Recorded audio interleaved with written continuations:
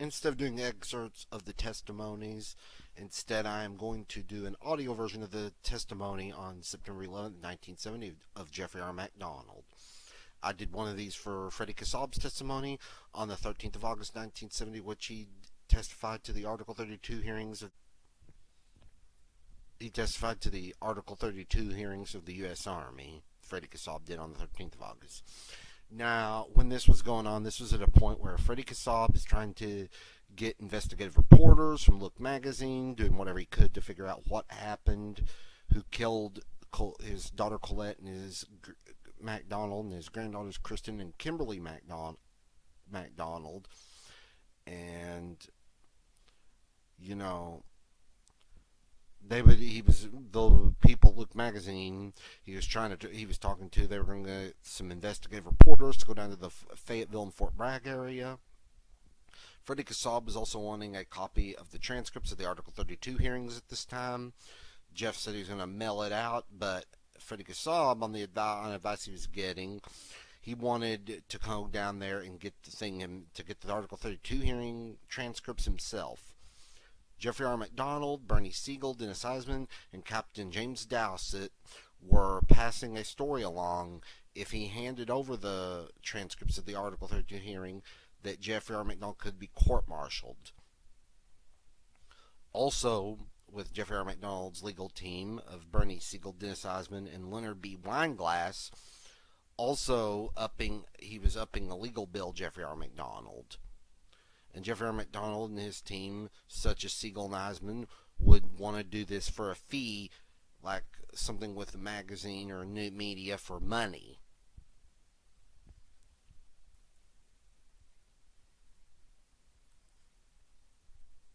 And when I do redo the recreation of this, I am gonna tell you right now, there's slangs and sayings of the time, 1970, that people may find offensive. So keep in mind, I actually do not talk like this at all. I don't use terms like this that are in these testimonies or even in the closing arguments, which I'll do an audio version of. No. So don't complain. Don't come in here like some social justice warrior complaining. Oh, well, can you say that? Blah, blah, blah. Hey, no homie here. Blah, blah, blah. I'm not saying this. This is what those people were saying, so keep that in mind. This was their words, not mine. And this Article 32 hearing, this was the third testimony of Jeffrey R. MacDonald. He was his last testimony of the Article 32 hearings. It was the very last one, which you would have Captain Clifford Summers and Bernie Siegel giving their closing arguments to Colonel Warren V. Rock and Captain Hammond Beale.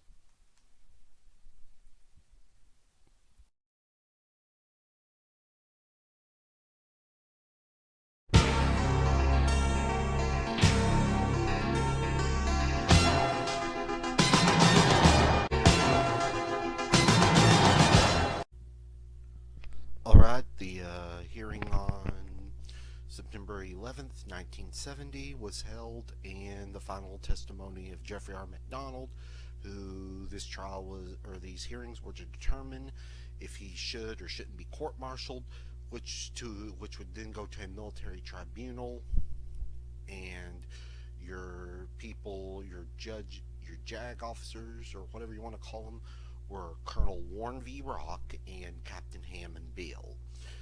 The prosecutor was Captain Clifford Summers, and he was counsel for the government. And then you had the counsel for the accused. Also on the counsel for the government, the counsel for the government was Captain Clifford Summers and Captain William Thompson. The counsel for the accused was Bernard Bernie Siegel, Dennis Eisman, and James Dowsett. The prosecutor, the questions will be answered by the prosecutor Clifford Summers, and the defense attorney Bernie Siegel will be doing the questioning as well. At this time, The investigating officer would like to recall to the stand Captain Dr. Jeffrey R. MacDonald, the accused. I'd like for the legal counselor to advise you of your rights.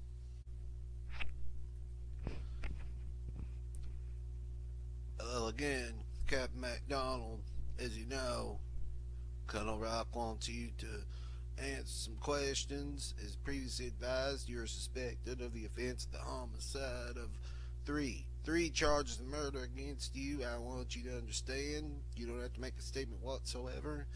And if you do desire to make a statement, any statement can be made against you in trial by court martial. Naturally, you have Mr. Siegel, your attorney here, also Captain Dowsett, your military counsel. Do you desire any other counsel at this time? No, sir. Do you understand that you don't have to make a statement? Yes, sir. And you further understand that if you do make a statement, that such can be used against you in a trial against you? Yes, sir. Now, as you know, you've made a previous statement to this hearing, and it was oral and under oath. And at that time, you were informed of your rights, assuming the procedure that I advised you of, your rights under was effective. I do not think you now have to make a statement just because you already made one before. Do you understand that? Yes, sir. Do you desire to make a statement? Only if I'm asked any questions, yes, sir. The purpose of my questioning, gentlemen, will be limited to one specific area.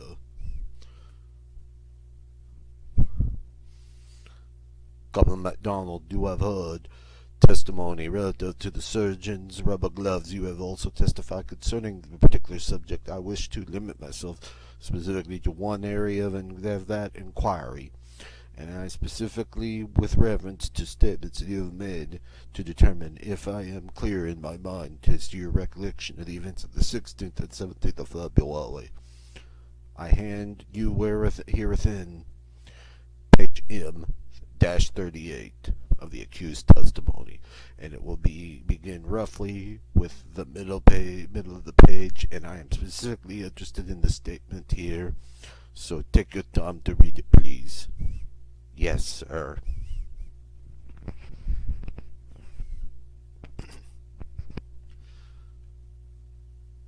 Do you have any of that, Mr. Siegel? Yes, sir, I do. Captain MacDonald, would you please read from the middle of the page of the statement regarding washing dishes and any points relative to the gloves? Yes, sir. Did you wear gloves when you were washing the dishes? I think I did. What kind? I don't remember. She had several kinds around. It was at least two pairs in the kitchen sink. There was a heavy yellow kitchen type of glove and some surgeon's gloves that I brought home for her. How many surgeon's gloves had you brought home for her? Do you know? I don't remember. I had a box. The initial box that came in. Well, did you keep them? They're under the sink or in the hallway. The main closet in the hallway. Fine. Very cool. Now I address your attention specifically, Captain MacDonald, to the number of pairs and types of gloves on the kitchen sink. Your statement again is to the question. Did you remember when you washed the dishes? I did. I think I did. What kind? I don't remember. She had several kinds around. Now the key, it was at least two pairs on the kitchen sink.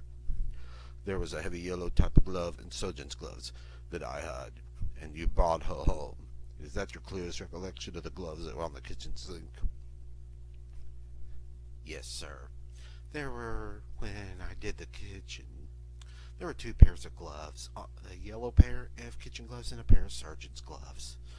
And the pair of surgeon's gloves. Do you know what happened to that pair of surgeon's gloves that were at the kitchen sink? No, sir.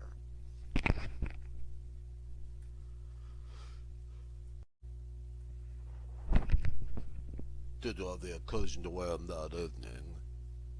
Unless I wore them while I was doing the dishes, no. I have no further questions, this counsel. Captain Clifford Summers takes over for the questioning of Captain Dr. Jeffrey R. MacDonald. What kind of gloves are they? The throwaway kind or the permanent kind? Well, it depends on the hospital. Usually a lot of throwaway gloves are reused in some hospitals. I think those were the throwaway kind. Are the throwaway kind type powdered or lined inside with something?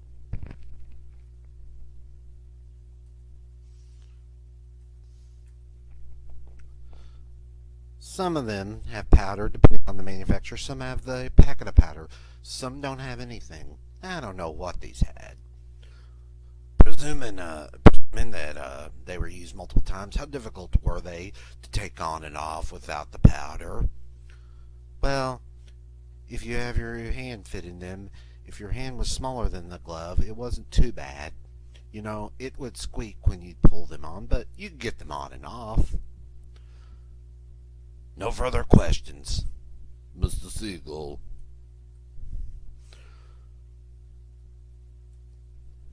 Attorney Siegel then begins to question Captain Dr. Jeffrey R. MacDonald at the Article 32 hearings.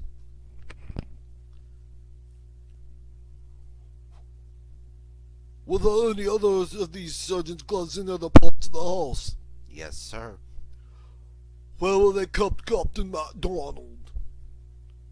My wife used them for multiple purposes, and there was at least another pair on the dryer in the utility room, where she normally kept a pair to do the laundry. She also had them for painting, and I have been told that there was another pair in the utility shed separate from the house.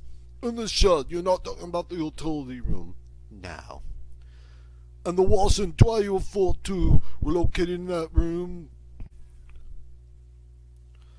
Well, the washer's in the kitchen, the dryer is in the utility room, and that's where the laundry, equipment was kept. The dirty laundry. In the utility room which adjoined the master bedroom? Yes, sir. Do you know whether there were any of these types of gloves in the utility room on that particular night of February 17th? Yes, sir. She usually kept a pair on top of the dryer in that room.